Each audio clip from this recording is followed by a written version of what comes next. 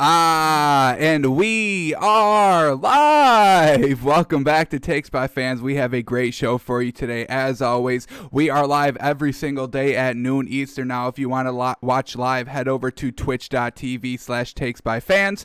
If you want to watch but not live, head over to our YouTube channel, Takes by Fans. We post all of our shows and clips of our shows there on a daily basis.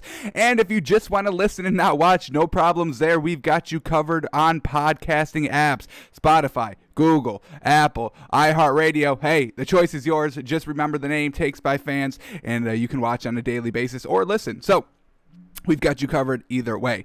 Alrighty, today is a big old Tuesday. Just came off of Monday Night Football. Steelers, man, oh man, oh man. Were we wrong about them, or are they just going through a skid? I don't know. The offense is looking real pathetic. The defense, they're banged up. They're giving up points. And, the Bengals haven't scored more than 7 points in the past, 3 weeks. And then they go and score, they put up 27? So we'll get into that. We'll cover Monday Night Football. We got to do our cash and trash list, update that. We got to update our power rankings. And we have to talk about some NBA because today is the tip-off of NBA. It's back, baby. It's been the shortest offseason in NBA history, and we're right back on it with games tonight. We got some good ones. We got Warriors, Nets. Star-studded cast there. And then we got Lakers, Clippers. Once again, star-studded cast there. A little bit of rivalry. Basically a huge rivalry. We got Montrezl Harrell transferring to the Clippers, to the Lakers in the offseason. Absolutely wild. So we're going to cover that. We do cover basketball heavy on the show, but during this NFL season, we're just going to kind of cover NBA kind of in our story section. We'll break down some scores, maybe some interesting games, but until the NFL really wraps up, we're not going to be covering in depth too much into basketball just quite yet, but we will get there, folks. Alrighty, with all that being said, let's get into it with the stories today. All right, first one, Seahawks added wide receiver Josh Gordon to the active 53-man roster yesterday. Fantastic. Love to see this man back. He just can't stay off the weed, and it is, truly unfortunate. This man's an absolute great talent at receiver. Just has been basically been suspended every single season, and then when he gets back, he gets suspended again. So hopefully this is the last time that we have to kind of worry about Josh Gordon being on a roster. Hopefully he can kind of stay off the weed at least during NFL season, right? I don't care what I don't care what y'all do, and the NFL just cares about the weed during the NFL season. So hopefully Josh Gordon can keep it. What he's got, week 16, 17, playoffs 1, 2, 3, so 5 weeks, maybe 6 weeks until the Super Bowl. So, Seahawks just getting better. DK Metcalf, Tyler Lockett, now Josh Gordon. That's speed, size, and speed and size. They've got it all there.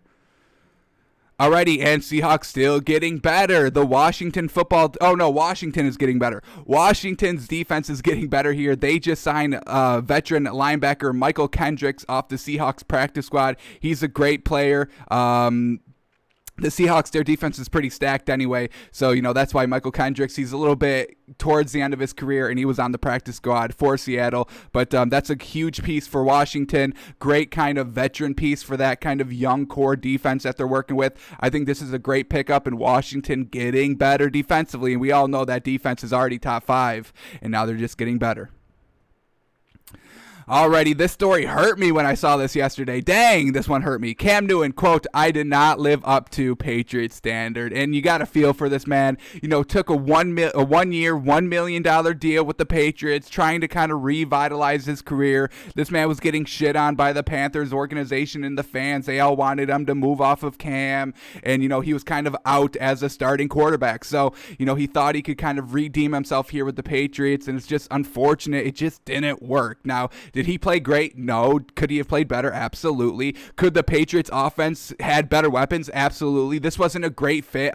Tom Brady could barely make this offense work. Remember last year? The Patriots weren't that good. The offense wasn't anything special. So to put Cam Newton, who's not even close to Tom Brady's level just in quarterback play, to put him on this roster now, and you expect him to have success. So he was kind of behind the 8 ball in the season anyway. We were really rooting for this man, and to hear him say, I didn't live up to the Patriots standards, it kind of hurt me a little bit, folks. I'm feeling a little bad for Cam Newton, honestly, and I really wanted this man to succeed, not just only for him just to be kind of the quarterback for the Patriots of the future, but just to have this man be a starting quarterback on any team coming into 2021. So don't think that's going to happen. If he plays, it's probably going to be kind of in a Jameis Winston role, kind of a backup learning. But I think this is the end of Cam, and I think he knows it. This quote, man, unfortunate, truly unfortunate. Alrighty, let's move on. Can't talk about Cam Newton anymore. I'll start crying on the show. All right, Cowboys owner Jerry Jones says Ezekiel Elliott and Tony Pollard are different backs. He says Pollard, quote, gives you burst, but Zeke and Pollard are quite the tandem. Pollard just put up like 80 yards on the ground and like 60 yards through the air. He doesn't need Zeke. Zeke's an afterthought at this point. Zeke has no impact on the Cowboys at all. So Jerry Jones, this is how we know that, Jerry Jones is the root of maybe all evil for this Cowboys organization. He's still holding on to Zeke because he paid him. He has to kind of back up his decisions, but his decisions are really costing this Cowboys team. Firing Jason Garrett, hiring Mike McCarthy, paying Zeke instead of Dak. I mean, what are we doing here, Jerry? That's 3 strikes against you. Maybe we don't count the firing of Jason Garrett too much against Jerry Jones. A lot of Cowboys fans were calling for Jason Garrett's head anyway. He was always kind of 8-8, 9-7, rarely ever 10-6. So I understand that part, but hiring Mike McCarthy and paying Zeke before you pay Dak, I can't get behind those moves at all. So Jerry Jones still kind of doubling down on this fantasy that Zeke is kind of this end-all be-all of running backs. He's not even top 10, folks. He's not even top 10, and it's truly unfortunate. So I think we know the answer of why this Cowboys team is just so bad. It's Jerry Jones, and I think this quote right here proves it. Tony Pollard just put up the best running game that the Cowboys have had this season because Zeke did not play, because you were not trying to force Zeke out there. You put Tony Pollard out there. He had instant success. I don't think that's a coincidence, folks. Alrighty, little snitch here on Instagram and Twitter. Dwayne Haskins got caught maskless at a strip club after the game last week. Look at it. Can you tell this is Dwayne Haskins? Can you tell that's that man? It's definitely him. We know it's him. It's confirmed it's him. But little snitches out here taking pictures of Dwayne Haskins when he's just trying to get some ass, y'all. Come on, look at that. Look at that. Y'all telling me you wouldn't go maskless for this? Come on, folks. So Dwayne Haskins, unfortunate, got caught out there at the strip club, maskless. And then this is his official statement that just came out a couple of minutes ago, I believe. Here goes on Twitter. Dwayne Haskins, quote, I want to publicly apologize for my actions this past Sunday for getting ass. You want to you want to apologize for getting ass? Okay. I spoke with Coach Rivera yesterday and took full accountability for putting the team at risk. It was irresponsible and immature of me, and I accept responsibility for my actions. Dwayne Haskins wasn't going to be the starter anyway, most likely for Washington. Alex Smith is still trying to practice this week and get back to that starting rotation. So Dwayne Haskins isn't going to be the starting quarterback for Washington. He didn't play very well. 2 interceptions, can't do that. They benched him anyway. So I don't really mind Dwayne Haskins. Well, I kind of do. I mean, when you're in this kind of mentality, you're still battling for that kind of division seed. You're in the playoffs right now. So yeah, I guess that is kind of a bad look for Dwayne Haskins. This is a team game, and just because you're not starting, you can't have a COVID outbreak because you guys are kind of hanging on by a string and just kind of your talent, your roster, the talent on your roster already is very limited. You don't have a lot of good pieces. So, if one main person goes out, God forbid Terry McLaurin got caught with COVID because Dwayne Haskins going to the strip club, this Washington team is instantly done. Instantly. I don't care how good their defense is. They need Terry McLaurin on the offensive side of the ball. So, unfortunate here with Dwayne Haskins. He probably knew he wasn't going to be the starting quarterback, so he probably was a little bit laxed in his judgment. So we're not knocking Dwayne Haskins for going to a strip club, whatever, maskless, whatever, the whole thing. It's just unfortunate. Kind of the timing is probably the most unfortunate out of this situation. But, we'll see what happens. They're kind of handling this internally in Washington. I don't know if the NFL, the actual league's going to get involved. They probably will, because they're kind of taking COVID very, very, very seriously. And you have to. I understand it. So we'll see what's going to happen with Dwayne Haskins. He wasn't going to probably start anyway. So, benching him for punishment, I mean, he was going to be benched anyway. So unfortunate there. Alrighty, and then from last night, the dig from the Cincinnati Bengals Twitter. You've got to love it. Here it is. On the turnover of Juju Smith-Schuster, the Cincinnati Bengals tweet that the defensive back knocks it out from Pittsburgh TikTok star. What a dig. What an absolute dig, and that's 100% deserved. I don't want to hear it, folks. Juju Smith-Schuster dancing on the logo for TikToks. Look, I don't care what you do, but this is, it fuels the defense, and the offense gets nothing out of it. Like, Juju Smith-Schuster doesn't get anything out of dancing on the logo. He posted it on TikTok, and we saw them film the TikTok live. I was trying to bring up the video. I couldn't find it. But if you were watching the game yesterday, like the entire broadcast early, I don't know if it was during the first drive or before the game started, they showed Juju Smith-Schuster filming the TikTok, and you could tell there was no emotion on that man's face. He wasn't excited about it. It seemed like an obligation, like he's being forced to do it, which I do think that's kind of it. He's being forced to do it. I think he's getting paid a lot of money to do this, not by the NFL, by his TikTok company. I'm sure he has representatives over there. We're talking about famous people, folks. So I think he's getting paid to do this, and I don't think he likes doing it, and it just fuels the defense. We saw last week the defense kind of come out and be on fire because Juju Smith-Schuster wanted to dance on their logo, and then we saw here on Cincinnati, you're not going to disrespect us by dancing on our home field at midfield on our logo. You're not going to disrespect us. So the Steelers are already behind the 8-ball because of Juju Smith-Schuster's antics, and the enemy team, the opposing team, already has an advantage. Oh, they're going to disrespect us? Okay, we'll let y'all disrespect us, and then when you catch the ball, we're gonna blast your ass and make you fumble. So Juju Smith-Schuster, you've got to stop it. You've got to stop it. Mike Tomlin's got to step in. Somebody's got to start stepping in and telling this man, you need to stop it because you're hurting us. In the beginning when it was just all harmless and we were 11-0 and it wasn't making that much of an impact, that I guess that's fine. I didn't like it then anyway, but do what you want. But now it's starting to affect the team and giving the opposing team more momentum. You don't want to do that. So somebody's got to nip this in the butt right now, folks, truly. Alrighty, and then here it is. 2 games on tonight. Tip-off of the NBA season. Cannot wait. 2 great games. Golden State versus the Nets. Would have been a lot better if, Klay Thompson didn't get injured. RIP to that man's career. But we get to see a healthy Steph Curry. That's going to be good. And we get to see a healthy Kevin Durant and Kyrie Irving work in a game setting. Cannot wait for it. And then we got Clippers-Lakers. I already kind of, hinted at that at the top. Just this huge rivalry in LA. Players transferring teams, defending champions Lakers, was supposed to be the champions Clippers. I mean, everybody had them winning last season, and they kind of got exited. What was it, second round? Not great. So we're going to predict the line here and do our moneymaker right now. So this is game 1. Really not sure where these lines are going to be, but for Nets Warriors, we're going to predict Nets minus 5. We'll go 5, 6. I feel like 5's going to be low. I think they're going to kind of put this one high. We'll go Nets minus 7. This Warriors team isn't that deep. They just have Steph Curry. This Nets team, they've been building, they've been waiting, and we kind of saw what the Nets, kind of B team did during the bubble. They were making it work. So now you had Kevin Durant, you had Kyrie Irving. It's really going to work. So we're going to go Nets minus 7, and then for Clippers Lakers, we're going to go Lakers minus 5. It probably should be more than that, I think, because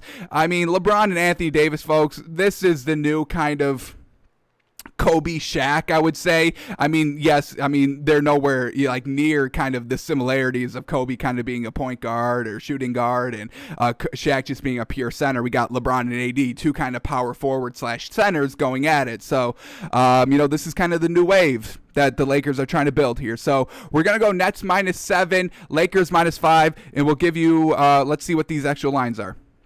Let's update this for the NBA, first time of the season. So we get Nets minus 7.5. Perfect, on the money, folks. And we haven't even had anything to really go off of. I love it. And then Lakers are a little bit lower than we thought, and we like it. Lakers minus 3.5. Love it. All right, so this is what we're going to do for the moneymaker.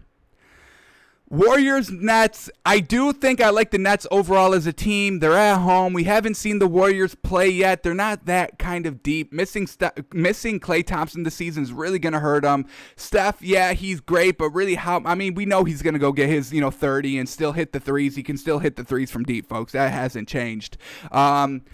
Nets with Kyrie and Kevin Durant. I don't know how well it's going to work out. They're really not. None of these, Kevin Durant and Kyrie Irving, they don't have really the attitude to be a number one. They're kind of very insecure about themselves and kind of like to see what the media's saying about them. And I'm not trying to knock them at all. You put yourself out there. People are going to make criticisms, and that's kind of fair. If you put yourself out on the internet, if you put yourself out, on, playing on a national broadcast stage for a professional athlete, you have to take some criticisms because there's always going to be criticisms. And I don't think they handle them very, very well. I think they take everything as an attack, and it's really not meant to be like that. So really not sure how this relationship's going to work. It's probably going to work very well in the beginning when everything's going right. We'll see how it kind of works when there's turmoil going on mid-season, fighting for playoff advantage, late in the season. We'll see how that works out. But we'll take the Nets minus 7.5 here. Opening day, Kevin Durant's going to want to be on fire. Kyrie Irving, this man's burning sage. Is not talking to the media. And, he's going to really want to kind of be out here and kind of prove why he's very good and why he can be so vocal. So we'll take the Nets minus 7, and we actually love the Lakers minus 3.5 here. I think that's some great value. I think this is an absolute blowout, folks. The Clippers did not get better in the offseason. They got a little worse, just lost their head coach, which is probably a blessing. Doc Rivers, I'm not a big fan of him. He works with talent all the time and still can't make it work. I don't get it. So we'll take Lakers minus 3.5. LeBron and AD, come on, they're getting their rings. LeBron, come on. You don't think he's going to want to kind of powerhouse this Clippers team? LeBron and Anthony Davis, they both go off, and they win by 4 easily. So our moneymakers for today, first NBA game of the season. Let's get back on it. We ended real hot last season on the NBA, folks. So we'll take the Nets minus 7.5. We'll swallow the 7.5, and we'll take the Lakers minus 3.5. Both home teams, both swallowing the points. First game, we'll see how this kind of season is going to shake out. We'll give you the highlights tomorrow. We'll break down the games tomorrow, and Nets minus 7.5, Lakers minus 3.5. Love it.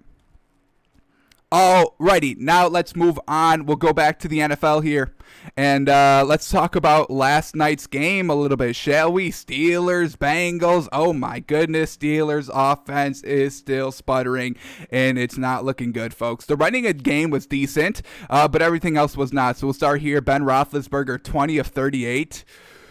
Ooh, that's like 57%. It's not good. I think it's even lower than that. It's really not that good. Maybe even 55. So 20 of 38 for 170 yards, dink and dunk, and that's what we see a lot from Big Ben Roethlisberger this season. A lot of dink and dunk. He had a touchdown. He also had an interception. And he also he had 2 fumbles, but only lost 1, but still turning it over twice. Let's see where these turnovers came. The first fumble coming in the first quarter, and they give up 3 points off of it. Not good. His interception leads to a touchdown, so his turnovers alone give the Bengals 10 points. The Steelers lose by 10. Folks, it's that simple when you're trying to trace back of how teams lose games. It just comes down to turnovers. It's really that simple. And if you're turning the ball over, you're not going to win the game. So Big Ben's doing it. Juju Smith-Schuster's doing it. He's not even really doing anything.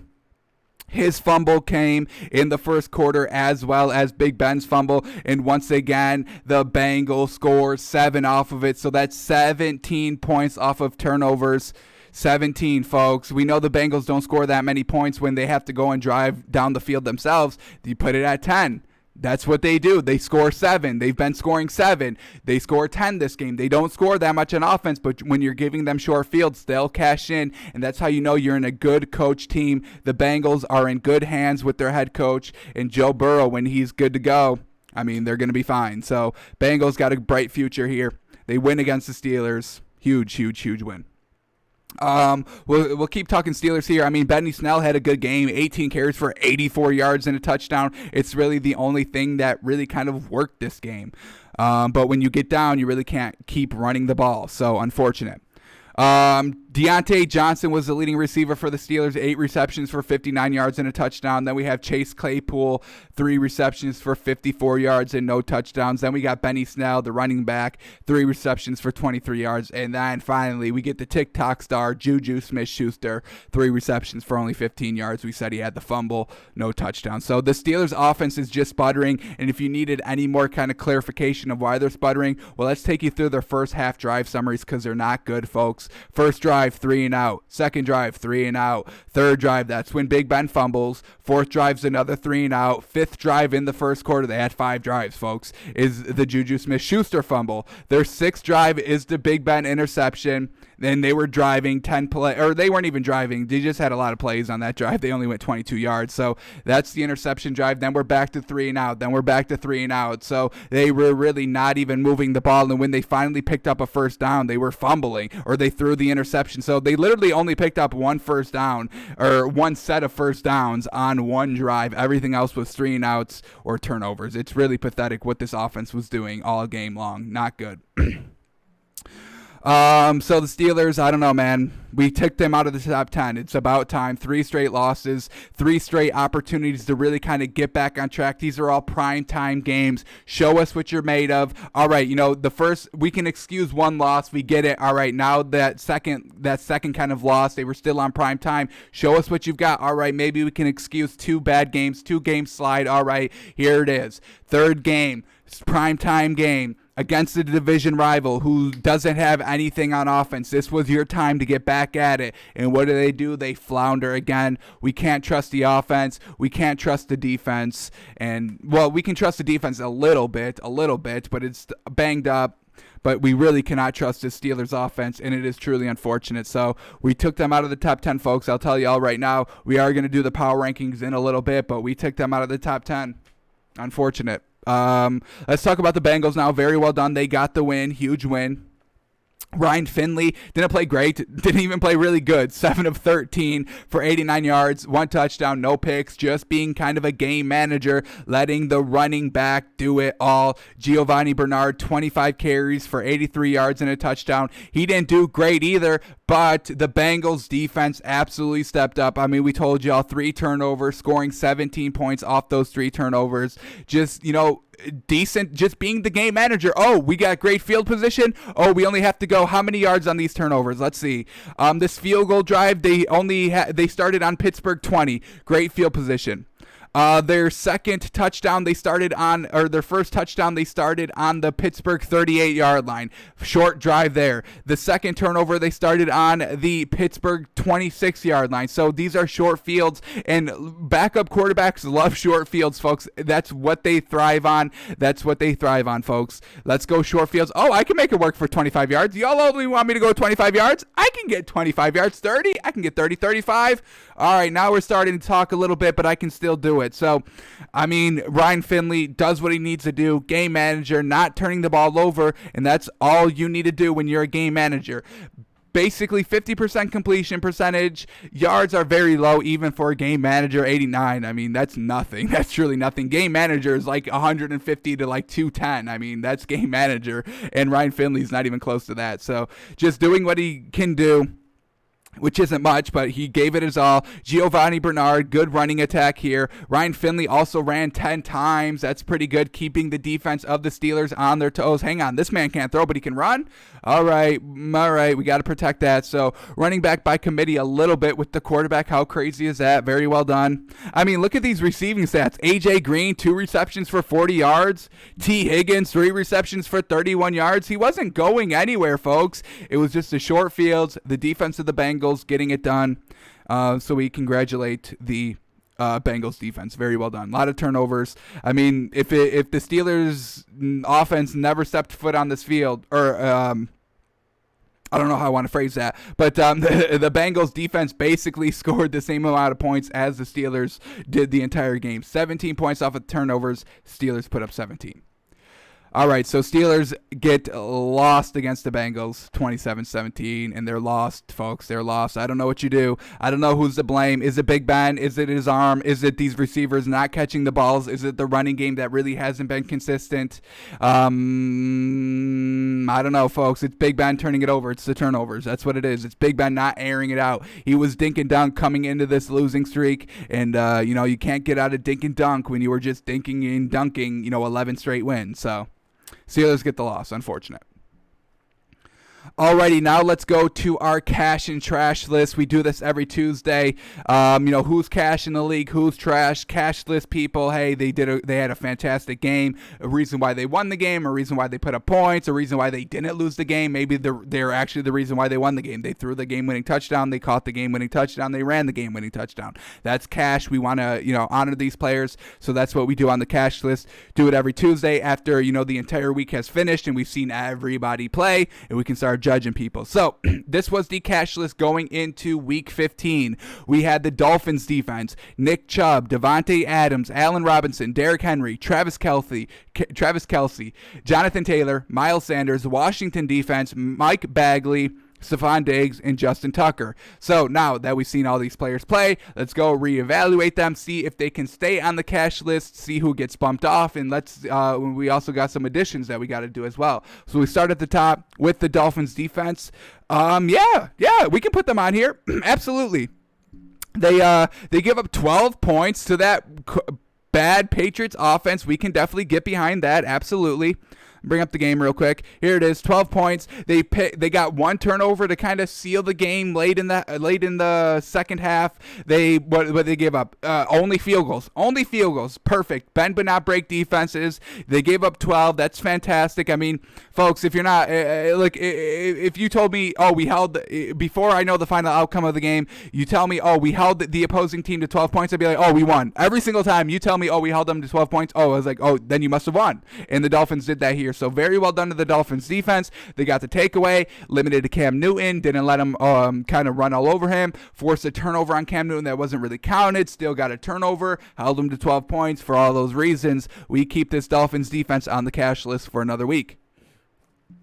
All right, let's go to Nick Chubb now, and the Browns won. They didn't put up a lot of points, but the stats were still looking good. Baker Mayfield still looked good. Nick Chubb, 15 carries, 50 yards, a touchdown. Very, very close. It was a very solid game, don't get me wrong, but I don't think we're going to count it as cash. Very, very good game, and I was very 50-50 on whether keeping Nick Chubb, but just it's just a good game. We're used to seeing him, in the 80s, 100-yard rushing. I get Baker Mayfield through for basically 300 yards. And this Giants defense was really clamping down on the run. So just a good game by Nick Chubb, but I think we have to take him off the cash list for this week, unfortunately.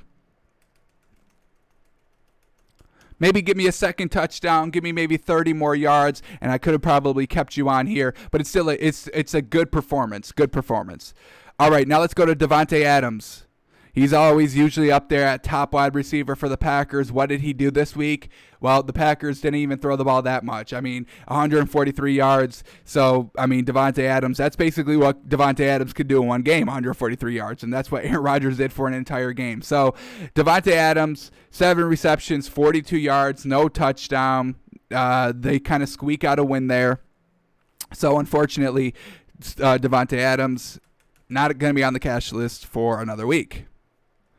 All right, now let's go to Allen Robinson, kind of another wide receiver that's kind of guaranteed to have a lot of yards because that's kind of what their quarterbacks go to. Mitch Trubisky loves Allen Robinson. It's basically their only wide receiver that they really have. They win, but they didn't really use Allen Robinson. It was really the running game this week. So Allen Robinson, 4 receptions, 83 yards, no touchdowns, unfortunately. So still a decent game receiving, but they didn't throw the ball a lot. Mitch Trubisky had 21 passes. He completed 15 of those. 4 of those went to Allen Robinson. So there was just not a lot of yards to be had. So unfortunately, this was a big running game for the Bears. We may revisit this Bears team when we go to our additions, but Allen Robinson not going to be on the cash list this week. Alrighty, Derrick Henry, I can guarantee you this man will stay on. This man is absolutely fantastic. You can take any game you want, any Titans game you want this season, and he'll always have 100 yards rushing. This is what the man does, and this is what the man did this week. 24 carries, 147 yards, a touchdown, 6 yards a carry, opening up the passing game because Ryan Tannehill had an absolutely fantastic game, and we may have to revisit this game as well when we talk additions on the cash list. But for right now, Derrick Henry, absolute monster, best running back in the league, no debate, stays on the cash list. All right, let's go to Travis Kelce, the leading receiver. Could you believe it? A tight end being the leading receiver in an NFL season for an entire season. He's still up there, folks, and you know why? Because he's got Patrick Mahomes throwing him the ball. And so Travis Kelce, once again, leading receiver for the Chiefs this week. 8 receptions, 12 targets, the most targeted wide receiver for the Chiefs this week. Leading wide receiver. He had the touchdown, 8 carries, 68 yards, a touchdown. You love to see it. And Travis Kelce with Patrick Mahomes, it's like Gronk with Tom Brady times 1,000, folks. Gronk got nowhere near the production that Travis Kelce's outputting this season. So with that being said, I mean, we gotta keep him on here, folks. If that's Patrick Mahomes' best weapon, I think, it's really Tyreek Hill or Travis Kelce. They're kind of interchangeable, on a game basis of who's going to be the leading wide receiver for the game. And this week's going to be Travis Kelce, and I think we keep him on here. I mean, what this man's doing as a tight end is just absolutely fantastic. So we leave Travis Kelce on the cash list for another week. All right, let's go to Jonathan Taylor now, and I am absolutely I've come to terms that I am loving this Colts running game. Let's see what Jonathan Taylor and Nyheim Hines did this week. More importantly, Jonathan Taylor, because he's on the cash list right now. Trying to find the Colts game. Did we pass it right here? All right, Jonathan Taylor. Can he be on the cash list for another week? Let's see what he did this week. Jonathan Taylor, 16 carries, 83 yards, and a touchdown. Do you have anything in the receiving game? 4 receptions for 12 yards, so just kind of rushing the ball, and he did what he needed to do. 16 carries, 83 yards, touchdown. That's 5 yards a carry. Fantastic. It's a good game by him. He's already on the cash list, so we're going to leave him on. It's kind of a borderline cash game for me, and he's already on here, so we leave him on. I mean, this is why the Colts are having success, folks. It's not Phillip Rivers. It's this running game helping out tremendously, making it easier for Phillip Rivers to make some kind of better completion. So Jonathan Taylor, we'll keep him on the cash list for one more week. All right, Miles Sanders. He's usually why the Eagles are always in games, folks. He has great running games. He has big burst running games. He'll rip off a 70-yard touchdown, no problem. Get them back into scoring, pick up that scoring, jumpstart that scoring attack that the Eagles need every week, kind of. This week, we really didn't get it from Miles Sanders. 17 carries, 64 yards. It was just a solid game from him. We never got that big explosive run that really helped the offense. The Eagles really didn't need it. Jalen Hurts was doing a good job kind of managing the offense and putting up points. Really, besides the first quarter, they were doing very, very good. But they really could have used that Miles Sanders run at any point. Really didn't get here, and the Eagles lose by 7, unfortunately. Now, this isn't Miles Sanders' fault. I'm not knocking the man. I'm just saying we usually get that big run from Miles Sanders. We didn't get it here, and for that reason, we're not going to keep him on the cash list for this week, unfortunately. Alrighty, Washington's defense, and I'm a little torn on this one. What do I have officially on the notes? Let me see first. All right. Officially, we have them removing, but let's see. I may talk myself into keeping them on here. I mean, holding Seattle to 20 points, that's pretty good. I'll give Washington's defense that. They picked off Russell Wilson once. I don't think they had any fumbles. They did not have any fumble recoveries. But Russell Wilson, they still got a turnover, holding to Seattle to 20 points. Seattle put up nothing in the fourth quarter. That's when the takeaway was coming. So, kind of that, we kind of let them off, let them score early. They put up 13 points in the first half, another 7 in the third quarter. Very, very torn. If Washington won this game, I probably would have kept them on. Unfortunately, the offense couldn't help out the defense here. It's real tough. It is real tight, folks. We're going to take them off. It's unfortunate. It is unfortunate. You kind of let them get in the game a little early. It sucks because this Washington offense really wasn't helping the defense at all. I mean, the defense for Washington held the Seahawks to 6 points in the first quarter, 2 different field goals. So it's real tough. It is real tough, but Unfortunately, they kind of broke a little bit too much in this game. We'll take Washington's defense off the cash list. Now they can definitely get back on next week. If they can have a good game, I'll definitely put them on next week. But I think we take them off this week. Very close, though. Very, very close. All right, let's go to Mike Bagley now. He was on the cash list because he hit that game-winning field goal in overtime last week not in overtime, at the end of regulation against Atlanta last week. Let's see what he did this week. Mike Bagley, the kicker for the Chargers. What do we got? The Chargers won. That's a good sign. Mike Bagley, 1 of 3 field goals. Oh, no. Oh, no.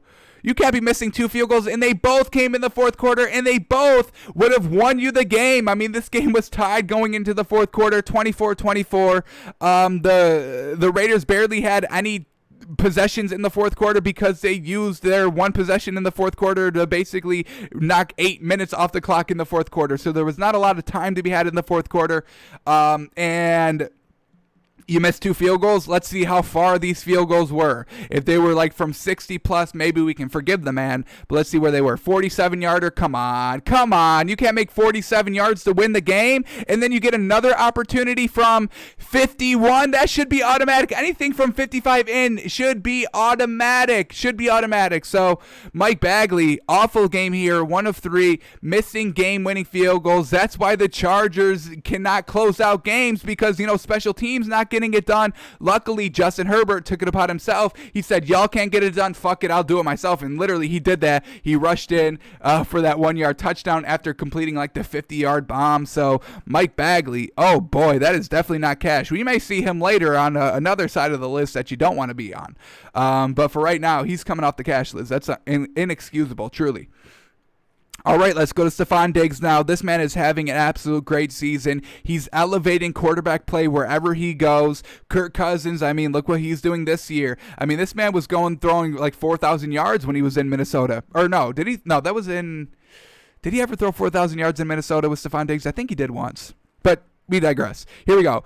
Stephon Diggs, what did he do this week?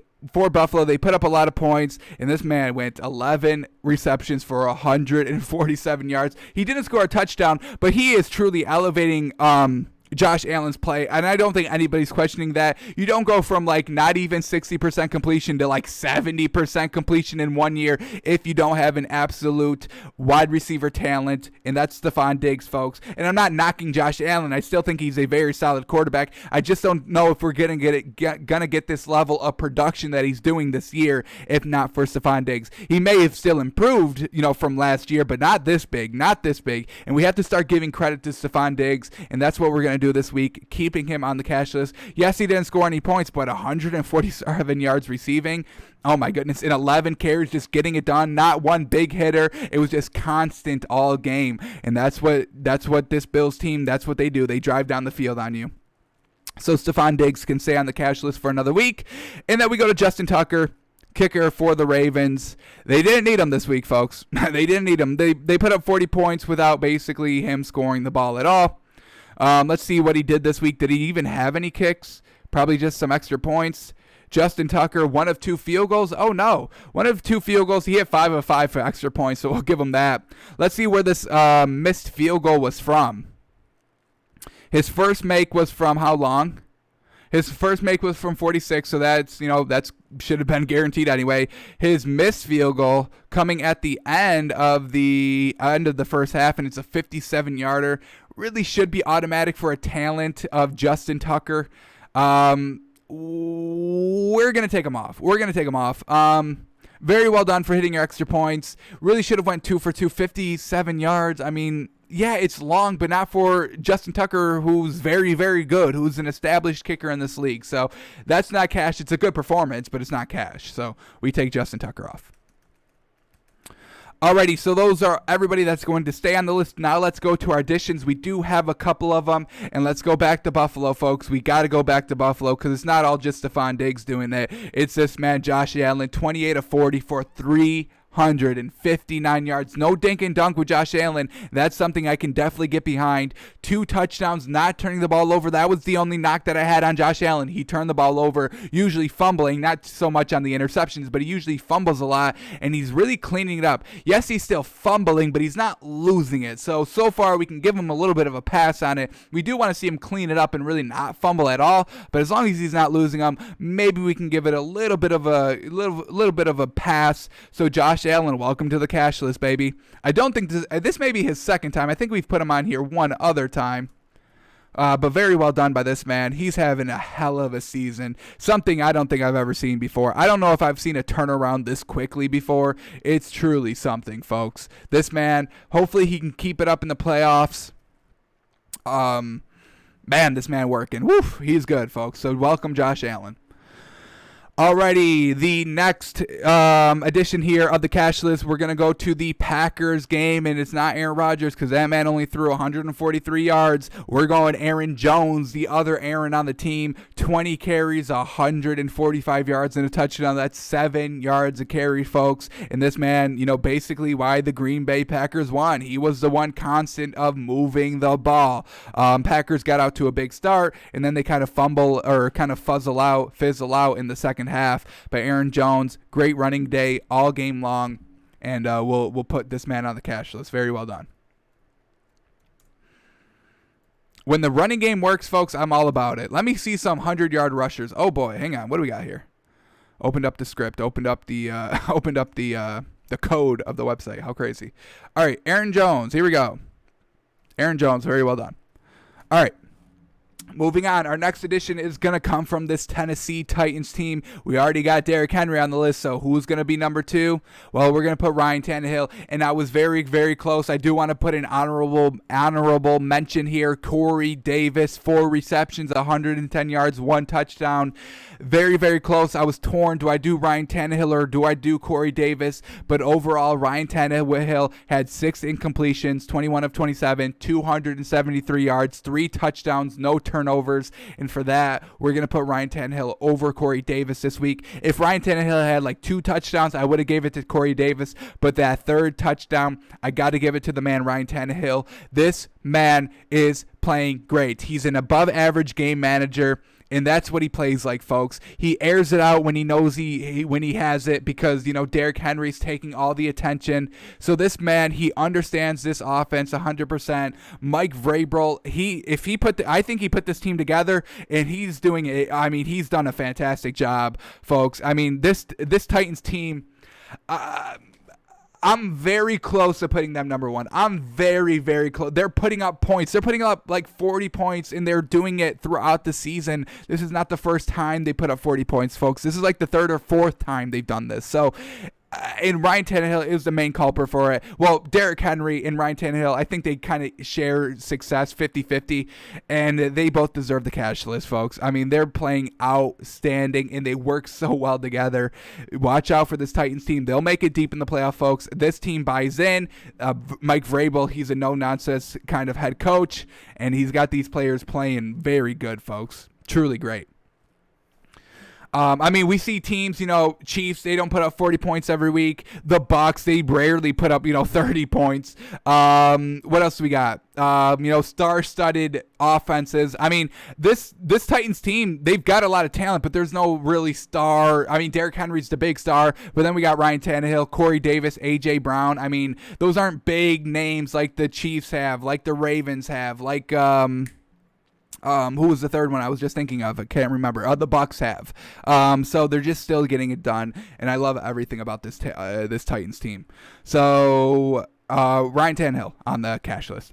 All right, let's go to Miami for our next selection here of the cash list, and we got to go to the running backs of the Dolphins here. Absolutely fantastic. So many injuries, so many key pieces for the Dolphins offense being out this week, and Salvin Ahmed steps up huge. 23 carries, 122 yards, 1 touchdown, and look at Matt Breida, folks. 12 carries for 86 yards, just getting it done. And even Patrick Laird going in 2 times for 20 yards, getting 10 yards a pop. So I'm actually going to do this. I originally had Salvon Ahmed, and I was really wanting to put Matt Breida on here, but I'm really just going to put this Dolphins running back committee on this cash list. Getting it done. And these aren't even the premier running backs of the Dolphins, folks. This isn't Jordan Howard. This is Matt Breida, who finally got healthy, and Salvon Ahmed, who nobody's ever heard of until this season. So I'm going to put the Dolphins running back core up here. Or I'm going to put Dolphins running back committee. Let me put that.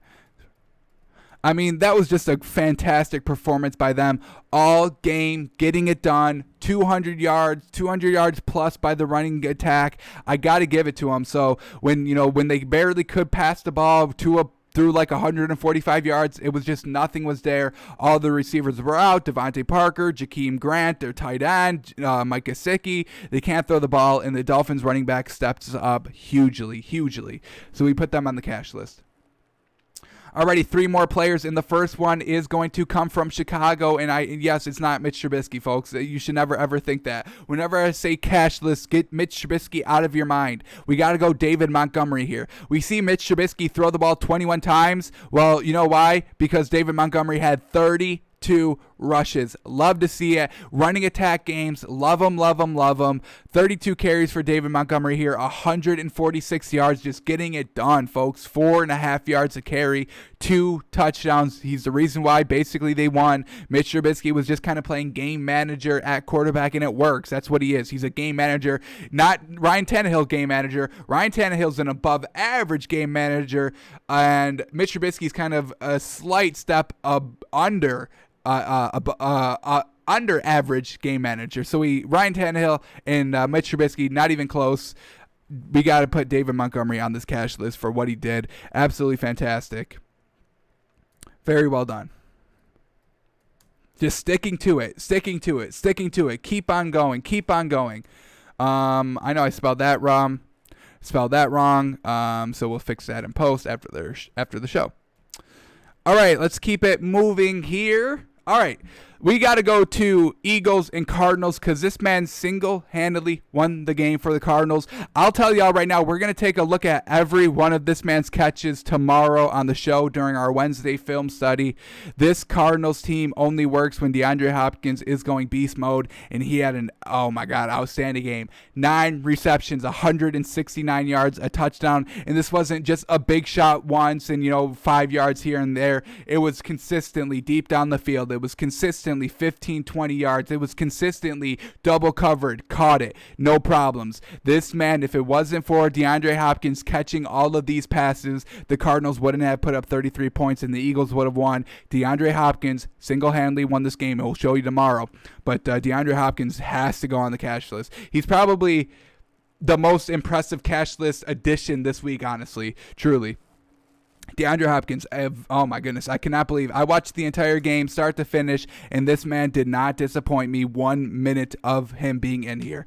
DeAndre Hopkins, oh my goodness, I can't wait for the show tomorrow, folks, to talk about this man, to watch it again and explain and walk through it. Woof, it's going to be a treat tomorrow. Do not miss it. Noon Eastern, twitch.tv/takesbyfans tomorrow live. We're breaking down film study. And DeAndre Hopkins, we're looking at him. We're looking at him. All right. And then we have got one more addition here to the cash list, then we go to the trash list. The last addition is going to be the man that he said, fuck it, I'll do it myself, Justin Herbert. He goes 22 of 32 for 314 yards, 2 touchdowns, no interceptions, no fumbles. He had a fumble, didn't lose it, so we give him the pass. But this man going down in overtime. Raiders went down in their first possession, got a field goal, so now Justin Herbert has to do something. They have to put up some points, and what does he do? He crosses the goal line on his own and gets the game-winning touchdown in overtime for back-to-back wins for, I believe, the first time in his career. So very well done to Justin Herbert. Didn't rely on the kicker, did it himself, and he did it very well. So we give this man a ton of credit. I think this is his first time on the cash list, so welcome him, folks. Welcome this man to the cash list. Very well done. Alrighty, so well done to this cash list. This is going to be the cash list going into Week 16. Dolphins defense, Derrick Henry, Travis Kelce, Jonathan Taylor, Stephon Diggs, Josh Allen, Aaron Jones, Ryan Tannehill, Dolphins running back committee, David Montgomery, DeAndre Hopkins, and Justin Herbert. Very well done, folks. Alrighty, now let's go to the trash side, the side of the list that nobody wants to be on. And folks, we finally got this man off of the trash list. Very well done. I'm a little upset to see him go. I love talking trash about this man every week, but the time has come. The Jets have won their first game of the season. Well done, Adam Gase. Give this man a round of applause. It only took him, 15 weeks to win a game, but it finally came. So Adam Gase, congratulations. He's no longer trash, folks.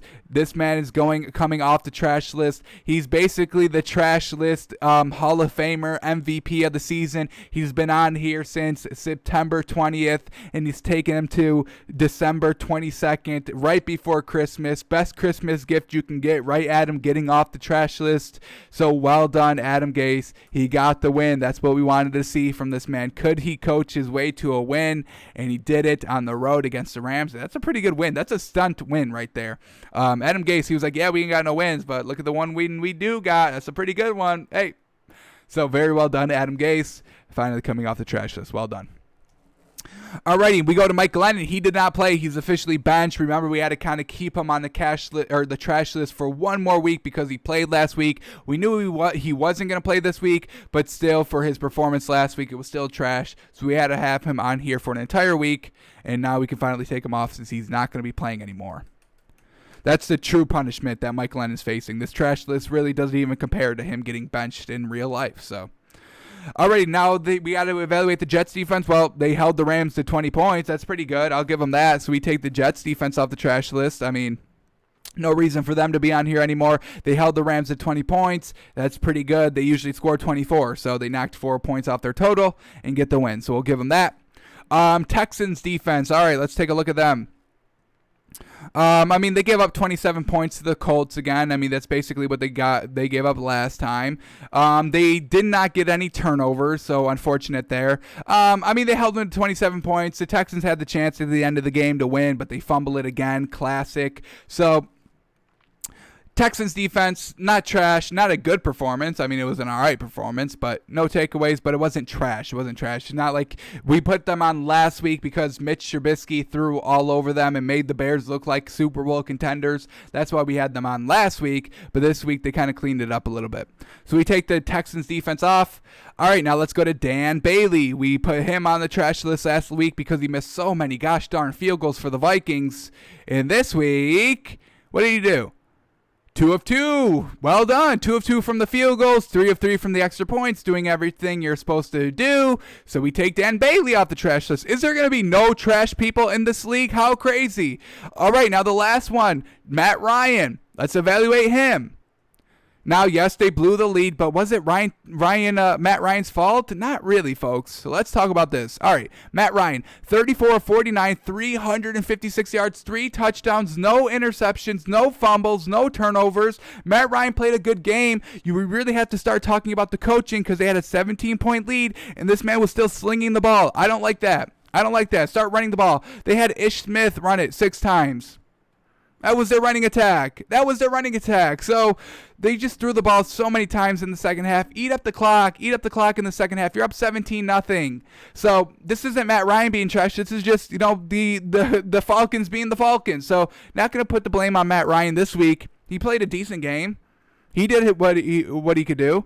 So Matt Ryan, we take him out. Oh my God, look at this, a blank trash list. But we do have 2 additions, so we got to do these. We're not going to have an empty trash list here, folks. Or no, we actually have 3. We got 3 additions here to the trash list. So the first one is going to be somebody that was on the catch list coming into this week, but then floundered heavily. And we got to go back to this man, Mike Bagley, for the Chargers. Folks, I know they won the game, but look at this. I mean, the missed field goals in the fourth quarter when you had the chance to basically win the game for your squad, and you miss it not once, but twice.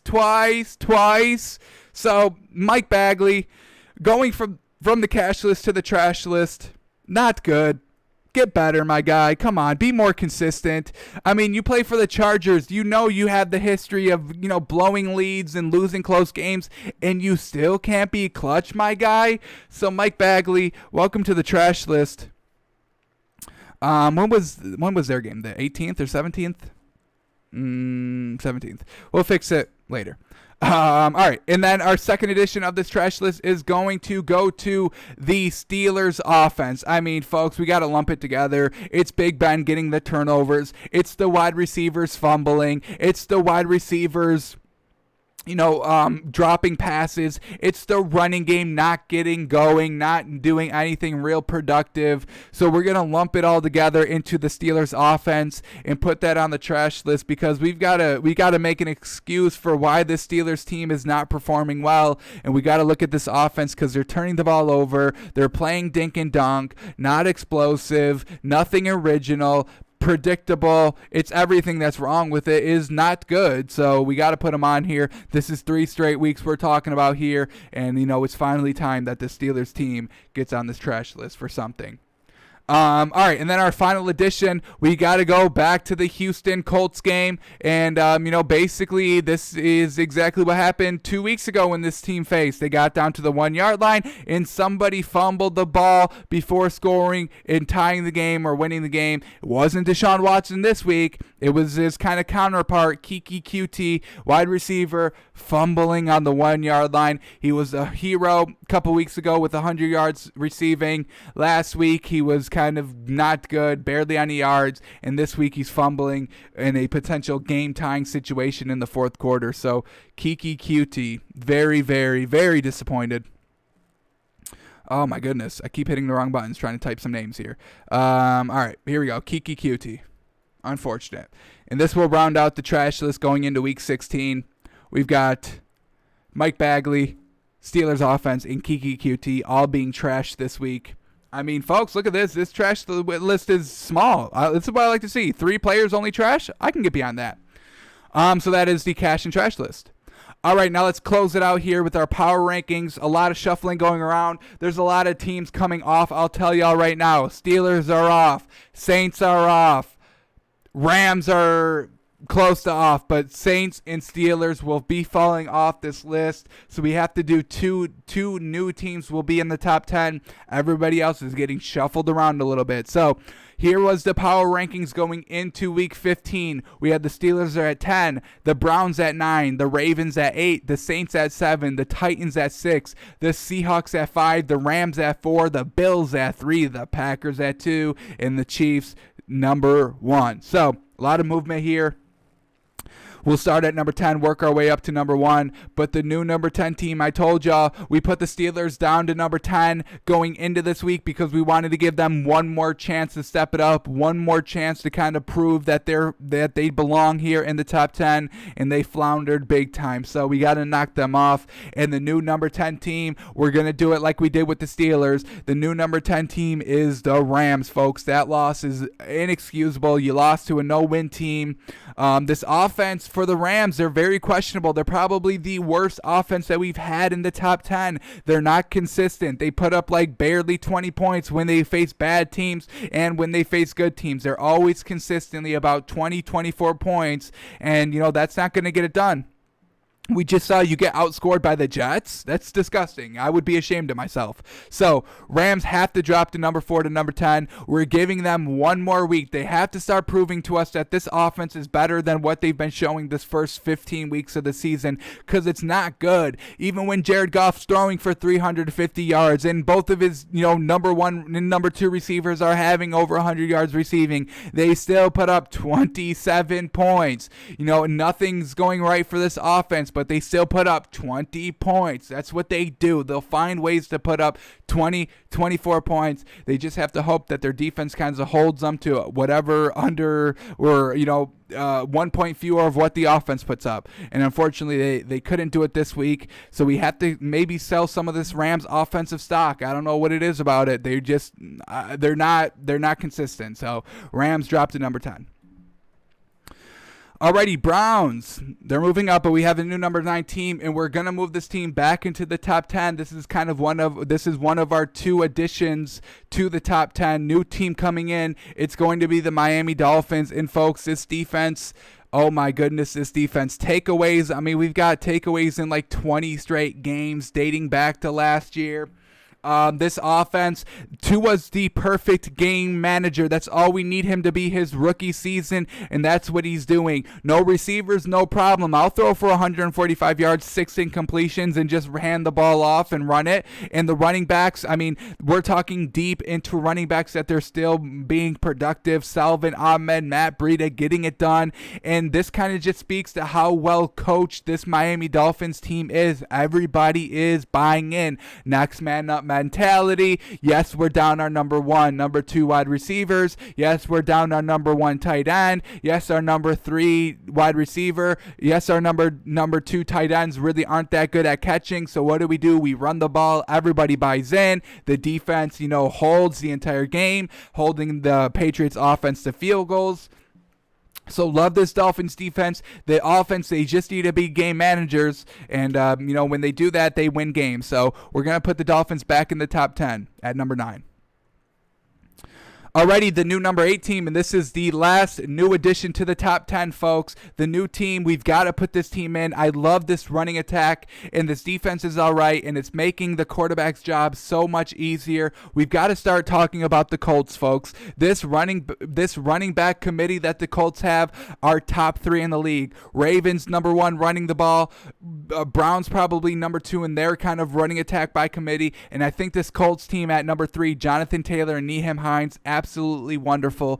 Colts, they need to start getting some recognition. We were a little hesitant on putting them in the top 10 because we felt that Phillip Rivers, he was just going to take that step back. We saw it last season. We kind of saw it a little bit in the beginning of the season. Maybe the first 4 weeks kind of scared us off, but he's cleaning it up, and we're not going to just kind of say, oh, it's coming, it's coming, it's coming, it's coming. If it's never coming, we can admit it's never coming, and I don't think it's coming. It may come in the playoffs. It may, and that's why we want to kind of still be hesitant to kind of move this team up slowly but surely, maybe 1 position every week, but we got to put them in the top 10. Colts, love what they're doing. Their defense is all right. It's not as good as everybody makes it out to be. The coaches is all right. Some close games that they're kind of winning, all right. They're finding ways to win close games. I can buy into that.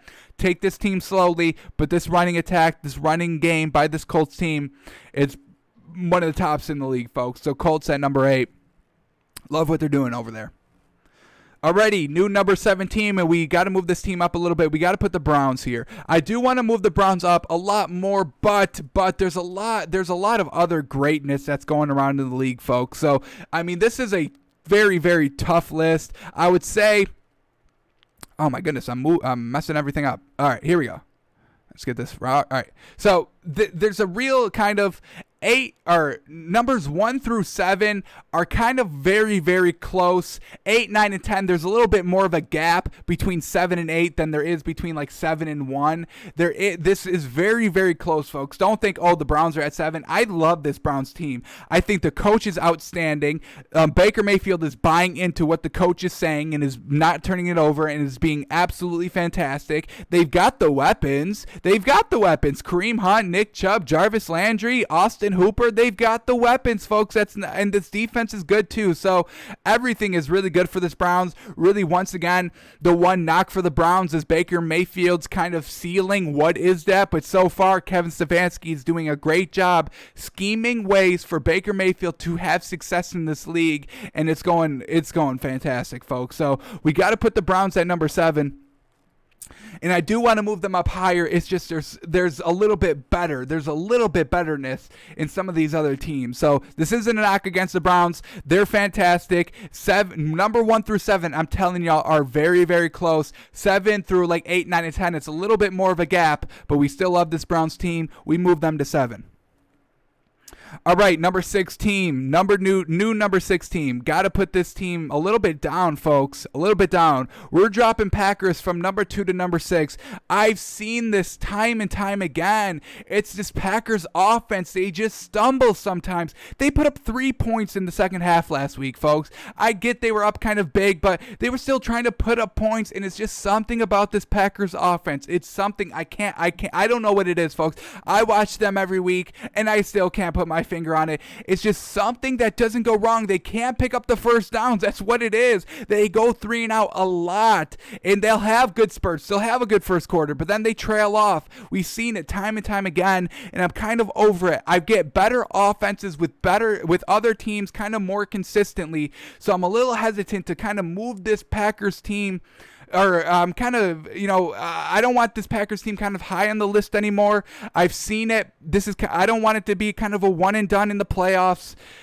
They're good offensively when everything's going right, but when they hit that first sign of adversity, they really kind of don't overcome it ever, and they'll have problems scoring the ball, and that's not good. I need more consistent offense. Aaron Rodgers is great. No, don't get me wrong. I'm not knocking Aaron Rodgers. It's just something about this offense in totality. They get lazy. They get bored. They get uninterested in the games. They don't want to finish games. They don't want to close out games. They have a good series. Their head gets big. I don't know what it is, but we have to drop this Packers team down. I'm a little worried about them. I'm honestly very worried about them going into the playoffs, folks. All right, so we got to move them down to number 6. I've seen it with the Packers before. I've been hesitant moving them up, highly in our power rankings, but got to move them down to number 6. Let's see how they close out this kind of last 2 weeks. Are they going to be super competitive? They're very close to locking up that number 1 seed. Not sure how Aaron Rodgers is going to kind of play these last 2 weeks. We've got to move them down because I can't trust this offense. And if they start taking breaks, if Aaron Rodgers rests like week 17, maybe even week 16, I'm not sure of the whole kind of playoff scenarios, but I do know that they're currently the number 1 in the NFC, and they could wrap it up because Saints just lost again. So Packers, if they rest Aaron Rodgers either week 16 or week 17, it will be the worst thing for them. They need to play all 17 weeks. They need to get this offense figured out, and kind of what goes wrong, they need to fix it. Packers at 6. I don't know what else to tell y'all. Folks. All right. Let's go to number 5, and this number 5 team went up big this week. Love it, love it, love it. This Ravens offense is so unstoppable, folks. It's so unstoppable. And now we've got Lamar Jackson passing for 200 yards. I can absolutely get behind that, folks. That's what I want to see. I do know that the Ravens, they're more of a rushing team. I get it, but I still want to see Lamar Jackson aired out because the man plays quarterback, and that's what every other team does, at least 200 yards. That's what we need to see. So love that we got a huge passing attack, 3 passing touchdowns, 240 yards, rushing the ball. That was still effective. Everything was working for the Ravens, and when everything works for this team, you cannot stop them. You cannot stop this Ravens team. I mean, the Browns tried to do it. The Browns tried to outscore them. Doesn't work. You cannot outscore this Ravens team. So love what they're doing offensively. Defensively, they work very well as well. Great offense and defense. And this offense is truly something special. Running back by committee, Lamar Jackson, passing, running, doesn't matter. Ravens at 5. I like them over the Packers because I get a better offense. It's just that simple. So more consistent, better offense. Ravens at number 5. And they're not even in the playoffs. Isn't that crazy? This Ravens team isn't in the playoffs. This AFC playoff picture is heating up, folks. We've got the Ravens at 5. All right, number 4. We're going to move this team up a little bit. Now, we're going to put Seattle at number 4. They're winning close games, which I absolutely love. I don't want to see you blowing out teams because then you haven't overcome adversity, and you need to overcome adversity if you want to make a deep playoff run. Those playoff games are all going to be close, folks. So, yes, you blow out teams in the regular season. You blow out the bad teams. You don't learn a lot from that. That just kind of shows what your ceiling is, what your potential is. I want to see how you face against the best defenses on the road, late in the season, fighting for playoff positioning, and the Seahawks are finding ways to win these games, and that I can get behind. We know what Russell Wilson can do. It's just, can he do it? Now, we haven't seen him kind of do it a little bit these last couple weeks. Dinking and dunking, less than 200 yards passing, turnovers, still an issue, but this defense is getting better for Seattle. We just saw Jamal Adams having an absolute ridiculous season, setting kind of the sack record for defensive backs, getting pressure on the quarterbacks, being a nuisance, points in the defense. So love the Seattle defense, and I'm never going to count out Russell Wilson when he's got all this receiver talent now that they're bringing in Josh Gordon and their rushing attacks getting a little bit healthier. This Seattle team, they overcame adversity this entire season, and now they're trying to make this playoff push. I love Seattle, folks. You cannot count out Pete Carroll and Russell Wilson. They're one of the best to do it. They'll get everything cleaned up for the playoffs, and this defense is looking real good. So Seattle at number 4. Alrighty, number 3. Number 3. Here we go. New number 3 team is going to be the Tennessee Titans, folks. Oh my goodness, they're putting up 40 points. The defense is looking good. Derrick Henry is unstoppable. Ryan Tannehill is unstoppable because Derrick Henry's unstoppable. Corey Davis is unstoppable. Corey Davis is unstoppable because Ryan Tannehill is unstoppable because Derrick Henry is unstoppable. And then A.J. Brown is unstoppable because Corey Davis is unstoppable because Ryan Tannehill is unstoppable because Derrick Henry's unstoppable. And they're all unstoppable because they've got a great coach, folk. Mike Vrabel, coach of the year, coach of the century, coach of the millennium. If they can get back to the AFC Championship game, if they can get to the Super Bowl, this may be a fantastic kind of dynasty that is starting in Tennessee. And I know it's kind of wild to say because we've got this Chiefs dynasty going on. We've got kind of this rising Ravens dynasty. We've got that kind of old school dynasty from Seattle. This transfer of dynasty from the New England to kind of Tampa Bay that's rising, and this Tennessee Titans is slowly just making themselves known to be one of the best teams in the league. We've got that at number 3. Absolutely love them. Defense, offense, coaching, weapons, everything about them. They put up the points. They hold the teams. Now, we do just need to see them be a little bit more consistently scoring. Got to see them score in the first half and in the second half, play a complete game, and when they do that, you can't stop them. So Titans at 3.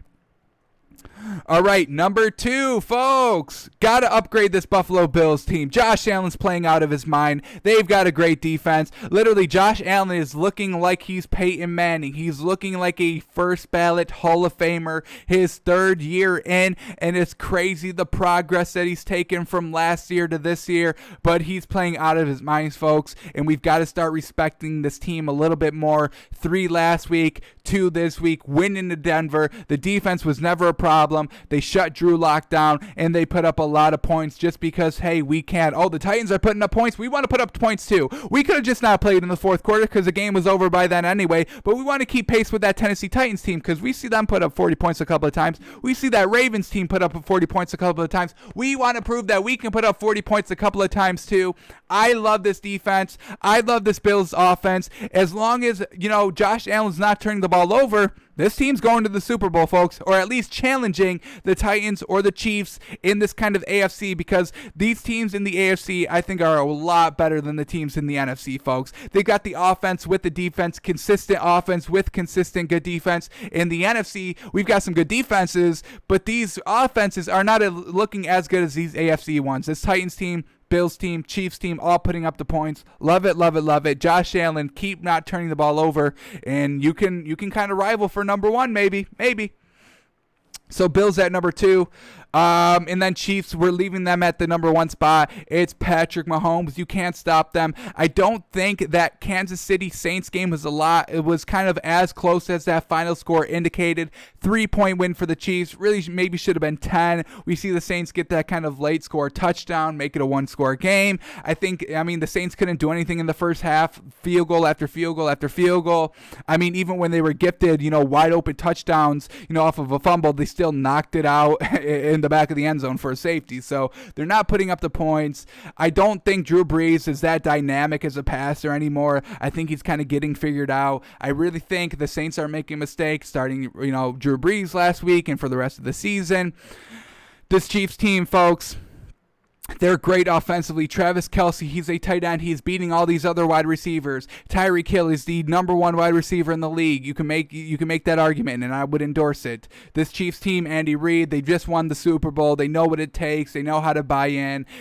Patrick Mahomes doesn't turn the ball over. He's absolutely magnificent. He is a sure first ballot Hall of Famer. He has revolutionized the passing game like Steph Curry has done the shooting game in the NBA. Chiefs at number one. You can't stop them. All you can do is try to outscore them because the Chiefs score in bursts. They score in bursts. They'll have a great second quarter. They'll have a good kind of first half of the third quarter. And then, they're just average everywhere else. But you have to survive that kind of scoring burst that the Chiefs have. They can score quickly on offense. They can make you go 3 and out very quickly on defense and go score another kind of 10-minute drive on offense if they wanted to, or just go again and score another touchdown in 2 minutes, 30 seconds. And now you're down 14-0 in a span of 3 minutes and 45 seconds. Can you survive that? If you can survive that, you have a chance. Dolphins had a chance, couldn't close out. Saints had a chance, couldn't really close out. Not really even kind of the same chance that the Dolphins had. But that's what you get with the Chiefs. Scoring, burst, offense, and you got to watch out for it. Chiefs at number one. So this is the power rankings going into week 16. Rams at 10, Dolphins at 9, Colts at 8, Browns at 7, Packers at 6, Ravens at 5, Seattle at 4, Titans at 3, Bills at 2, and Chiefs at 1. Alrighty, folks, we are done for today. We'll be back tomorrow, noon Eastern, live. We'll be breaking down some NBA a little bit. We're not going to get in-depth in NBA while the NFL season's still going on. We're still going to focus heavy on NFL until the season's ending. Then we'll transition to heavy NBA. So we'll tell you, kind of the scores of the games tomorrow. We've got our Wednesday film study, and I already told you we are going to be looking at DeAndre Hopkins and his fantastic game. We'll look at some other games as well. But that's really it. Tomorrow's our Wednesday film study day. We'll do that. We'll talk a little NBA, and then we'll get out of here, folks. So thanks for tuning in. Thanks for watching, and we'll see you tomorrow, folks.